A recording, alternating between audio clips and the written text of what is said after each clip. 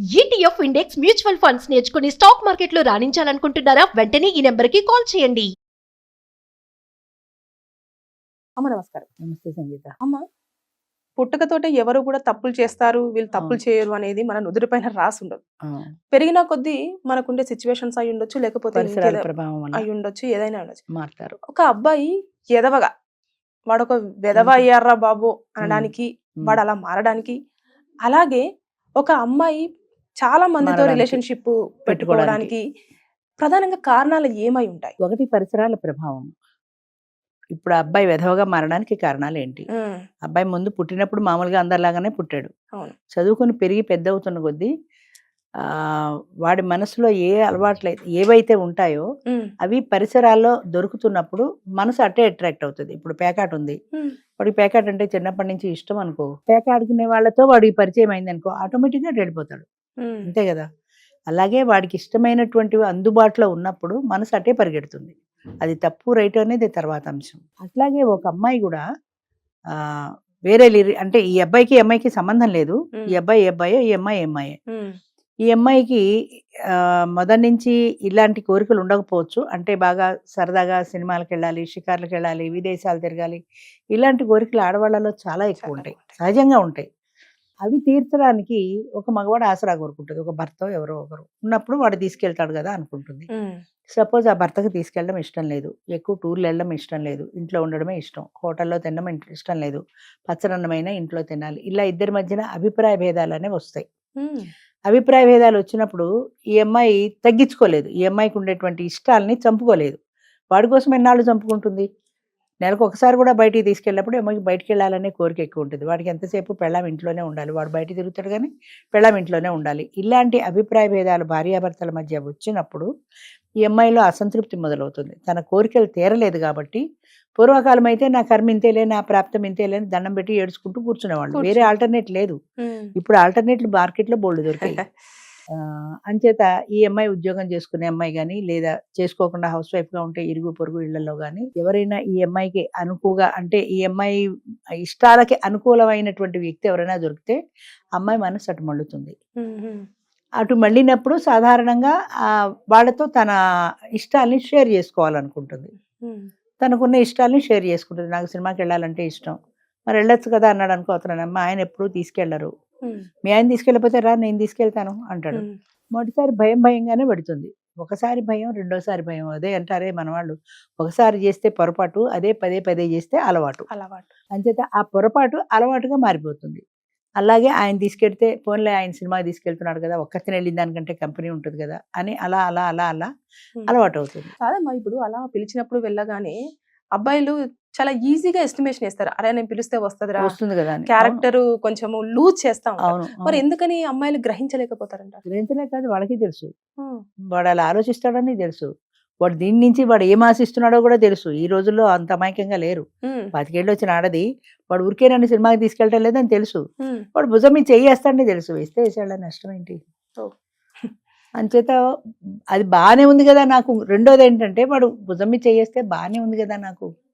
ఆ బాగానే ఉండడం ఒకటి. అంటే పూర్వం అయితే పరపురుషుడు ఒంటి మీద చేస్తే తేళ్లు జర్లు పాకినట్టు కంపరంగా ఉండేది. ఇప్పుడు కంపరంగా లేదు, బాగానే ఉంది.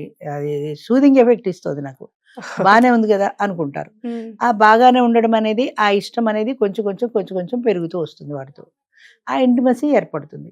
ఇంటిమసీ ఎప్పుడైతే ఏర్పడిందో వాడితో క్లోజ్ గా ఉండడానికి, వాళ్ళ కోరికలు తీర్చుకోవడానికి సంకోచించరు. ఎందుకంటే పూర్వంలాగా తప్పు ఒప్పు అనే ఫీలింగ్ లేదు కదా, అంచేత సంకోచించరు. నాకు ఇంట్లో బాగాలే కదా, మా ఆయన నన్ను సరిగా చూడలే కదా, నన్ను ఎక్కడికి తీసిపోవట్లేదు, వీడు సినిమా తీసిపోతున్నాడు, షుగర్ తీసిపోతున్నాడు, హాయిగా ఏదంటే అది కొని పెడుతున్నాడు, అంచేత ఇది బాగుంది కాబట్టి అట్రాక్షన్ వస్తుంది. మళ్ళీ అక్కడ కంపారిజన్. ఇది పెళ్ళైన మహిళలో చూస్తే, అదే పెళ్లి కాని అమ్మాయిల విషయంలో చూస్తే దీన్ని మనం ఎలా మాట్లాడుకోవచ్చు అంటారు? ఇంకా అవకాశాలు ఎక్కువ పెళ్లి కాని వాళ్ళకి. పెళ్లి అయితే కొన్ని రిస్ట్రిక్షన్స్ ఉంటాయి. ఏదో ఇరుగో పొరుగో చూస్తారు, మా ఆయనతో చెప్తారనే భయాలు ఉంటాయి. పెళ్లి కాని అమ్మాయికి ఆ భయాలే లేవు కదా అసలు. ఎందుకు ఇప్పుడు హైదరాబాద్ లో లివ్ ఇన్ రిలేషన్ వాళ్ళకి హాస్టల్ లాగా సపరేట్ గా ఇస్తున్నారు. అవి కొంచెం కాస్ట్ ఎక్కువైనా ఇస్తున్నారంటే వస్తున్నారు కాబట్టి ఇస్తున్నారు, లేకపోతే వాళ్ళు ఎలా పెట్టుకుంటారు? కాస్ట్ ఎక్కువైనా ఆడ మగ కలిసి వెళ్ళడానికి ఇష్టపడుతున్నారు. అంటే పెళ్లి కాని అమ్మాయిలు పరాయి మగాడితో ఎలా వెళ్తున్నారు అని ఒకప్పుడు క్వశ్చన్, అది ఇప్పుడు క్వశ్చన్ కాదు. వాడితో ఉంటారు, 3 ఏళ్ళు ఉంటారు, 4 ఏళ్ళు ఉంటారు. ఆ లివ్ ఇన్ రిలేషన్ లో ఇద్దరికి సరిపడిన నాళ్ళు ఉంటారు. ఇద్దరికి ఎప్పుడు సరిపడపోయినా లేదా ఈఎంఐ పేరెంట్స్ వేరే వాడితో పెళ్లి నిశ్చయం చేసినా చక్కగా వచ్చేస్తున్నారు, గంపలో కూర్చొని తాళంచు తాళి కట్టించేసుకుంటున్నారు.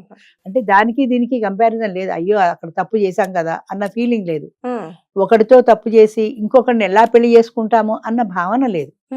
పాపం పుణ్యం తప్పు ఒప్పు ఇవన్నీ ఎప్పుడో పోయినాయి. ఎక్కడ కంఫర్ట్ ఉంటే అక్కడ.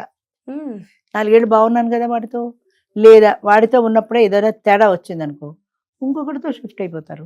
ఇల్లు మారినంత తేలిగ్గా మారిపోతారు. అదే అలా ఎలా అమ్మా? ఇప్పుడు ఎమోషన్ బాండింగ్ అనేది ఒకటి ఉంటుంది లేదు, ఎమోషన్స్ అన్నవి లేవు. ఒకప్పుడు అయితే ఎమోషనల్ బాండింగ్. ఇప్పుడు దేవదాసు పార్వతిలో చెప్పినట్టుగా వాడు అన్నేళ్ల సవాసంలో, అది చిన్నపిల్లగా ఉన్నప్పటి నుంచి ఉన్న సవాసంలో పార్వతిని మర్చిపోలేపాడు దేవదాసులో.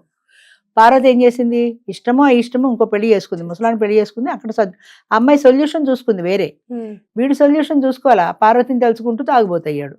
ఇద్దరికి తేడా ఎక్కడ? పార్వతి తనకి నచ్చినా నచ్చకపోయినా పెద్దవాళ్ళు చెప్పినట్టుగా తలంచు తాళి కట్టించుకుని అక్కడికి వెళ్ళిపోయింది. వాడికి సంబంధించిన జ్ఞాపకాలు ఏమైనా ఉంటే తుడిచిపెట్టేసుకుంది. మనసులో ఉన్నా కూడా వాటిని ఎక్స్ప్రెస్ చేయలేదు బయటికి. ఇప్పుడైతే ఈజీగా వాడితో ఇల్లీగల్ రిలేషన్ ఈ ముసలాన్ని పెళ్లి చేసుకుంటారు, వాడితో ఇల్లీగల్ రిలేషన్ పెట్టుకుంటారు. ఇప్పటి దేవదాసు పార్వతి అయితే. మరి అదే వాడు పార్వతిని ఎందుకు మర్చిపోలేకపోయాడంటే చిన్నప్పటి నుంచి ఉన్న స్నేహబంధం కానీ ఇద్దరి మధ్యన ఉన్న ఎమోషనల్ రిలేషన్ కానీ దాన్ని వాడు వదిలిపెట్టుకుని ఇంకొక అమ్మాయిని పెళ్లి చేసుకోలేకపోయాడు. ఆ బాధని మర్చిపోలేక తాగుడికి బానిసగా మారాడు, పెద్ద తాగుబోతైపోయాడు. అంటే ఇద్దరు ఒకేలాంటి వ్యక్తులే, కానీ ఈ అమ్మాయి ఎలా యాక్ట్ చేసింది అంటే ఒక సమస్యని ఎవరు ఎలా రియాక్ట్ అవుతారనేది ముఖ్యం. అక్కడ పార్వతి దగ్గరికి వచ్చేప్పటికి పెద్దవాళ్ళ మాట విని కాదనకుండా తలంచు తాళి కట్టించుకుంది. వీడు పెద్దవాళ్ళ మాట వినలేదు, పూర్తిగా వాళ్ళు చెప్పినట్టు పెళ్లి చేసుకోలేదు, తాగుబోతయ్యాడు. సమస్య ఇద్దరిది ఒకటే, కానీ పరిష్కారాల దగ్గరికి వచ్చేప్పటికి ఈ అమ్మాయి యాంగిల్ వేరు, ఆ అబ్బాయి యాంగిల్ వేరు. సో ఏదొచ్చినా సరే మనం పరిష్కరించుకోవడంలోనే ఉంటుంది, పరిష్కారంలోనే ఉంటుంది. ఏ సమస్యకైనా మన పరిష్కారం ఏది. ఇప్పుడు ప్రతి సమస్యకి కూడా నేను అదే చెప్తా, ఒక పరిష్కారం కాదు, 4-5 పరిష్కారాలు ఉంటాయి. ఈ 4-5 పరిష్కారాల్లోనూ మనకి ఏది సూటబుల్ అవుతుంది, మనకి ఏది సూట్ అవుతుంది చూసి చాయిస్ ఉంటుంది, తెచ్చుకోవాలి. మనం అలా మనం ఏమనుకుంటాం అంటే మన మనసులో ఏ పరిష్కారం అయితే ఉందో అదే కావాలనుకుంటాం. అదే కరెక్ట్, అదే కావాలనుకుంటాం. మనం చాయిస్లోకి వెళ్ళాం, ఇదే కావాలి నాకు, ఈ పరిష్కారమే కావాలంటే ఆ పరిష్కారం దొరకదు. దొరకనప్పుడు తప్పుడు దారి పట్టేస్తారు అంతే. ఇప్పుడు పెళ్ళే ఉంది, ఈ పెళ్లి తప్ప వేరే మార్గం లేదు. ఇప్పట్లో లివ్ ఇన్ రిలేషన్లు ఫ్రెండ్షిప్లు లేవు. ఇక ఉన్న మార్గం ఏంటి? పూర్వం వాళ్ళకి భరించడం ఒకటే. విడాకులు లేవు కదా, విడాకులు తీసుకోవడానికి లేదు, పుట్టింటికి వెళ్ళడానికి లేదు, కష్టమో సుఖమో అక్కడే భరించడం, ఏడుపే కష్టమే. కానీ ఆల్టర్నేట్ లేదు వాళ్ళకి. ఆల్టర్నేట్ లేదు కాబట్టి భరిస్తూ అక్కడే ఉండేవాళ్ళు. ఇప్పుడు తాగుబోతైనా తిరిగిపోతైనా ఏమైనా సరే భరించడం ఒకటే తెలుసు వాళ్ళకి. ఆల్టర్నేట్ లేదు కాబట్టి ఇప్పుడే ఉంది, బోల్డ్ ఆల్టర్నేట్లు ఉన్నాయి. వాడికి విడాకులు ఇచ్చేయచ్చు, ఇంకోటి పెళ్లి చేసుకోవచ్చు, లేదా వాడితో ఉంటూ ఇల్లీగల్ రిలేషన్ పెట్టుకోవచ్చు. చాయిస్లు ఎక్కువ ఉన్నాయి కదా. అప్పట్లో చాయిస్లు లేవు కాబట్టి అది పరపురుషుడితో మాట్లాడడమే తప్పు. దేవదాసు పార్వతిలో కూడా అది వాడు చచ్చిపోయే ముందు ఆ బండిలో తీసుకొచ్చి వాళ్ళ ఇంటి పడుకోబెట్టినప్పుడు అది ఎడుతుంటే తలుపులు వేసేస్తారు కదా ముసలాడు, వాడి కొడుకు ఎవరో తలుపులు వేసేస్తారు, నువ్వు వెళ్ళడానికి వీల్లేదని. ఎందుకంటే అది దేవదాసుని చూడకూడదు, తప్పు అనేది అప్పటి సమాజం కట్టుబాట్లు అవి. వాడు పరపురుషుడి కిందే లెక్క కదా దేవదాసు, అంచేది వాడిని చూడకూడదు, అది సమాజం కట్టుబాటు. అది దాంట్లో ఇది ఎంత బాధపడింది, ఇది ఎంత నలిగిపోయింది అదే అనవసరం, సమాజానికి అనవసరం. అది వాడిని చూడకూడదు అంతే. అలాగే అప్పటి కట్టుబాట్లు ఎలా ఉండవి, ఆ కట్టుబాట్లకి లొంగి బ్రతికేవాళ్ళు. ఇప్పుడు కట్టుబాట్లు లేవు, కట్టుబాట్లకి లొంగి కూడా ఎవరు ఉండట్లా. ఎవరు ఇప్పుడు ఏంటంటే పెళ్లి ఉందనుకో, ఆ పెళ్లిలో భార్యాభర్తలు ఇద్దరు కలిసి ఉండాలని సమాజం చెప్తుంది. ఎక్కడ ఉంటున్నారు? విడిపోతున్నారు, లేదా కలిసి ఉంటూనే ఇల్లీగల్ రిలేషన్ పెట్టుకుంటున్నారు. అంచేత ఒకళ్ళని ఒకళ్ళు కంట్రోల్ చేసే పరిస్థితి లేదు, సమాజానికి అసలే లేదు. విశృంఖలత్వం పెరిగిపోయింది, ఎవరికి తోచినట్టు వాళ్ళు చేసుకుంటారు. సో ఎదవలు అవ్వడానికి ప్లస్ తర్వాత తప్పుడుతో వెళ్ళడానికి చాలా చాయిసెస్ ఎక్కువగా ఉండడం, ఆప్షన్స్ ఎక్కువ ఉన్నాయి కాబట్టి ఆటోమేటిక్ గా వెళ్ళిపోతారు. వాళ్ళు అనుకున్నదే అదే, అంతే, అదే సొల్యూషన్ అనుకున్న వేలో వెళ్తున్నారు కాబట్టి ఇలాంటివన్నీ జరుగుతున్నాయి అంటారు. అంతే. Thank you. మంచిది.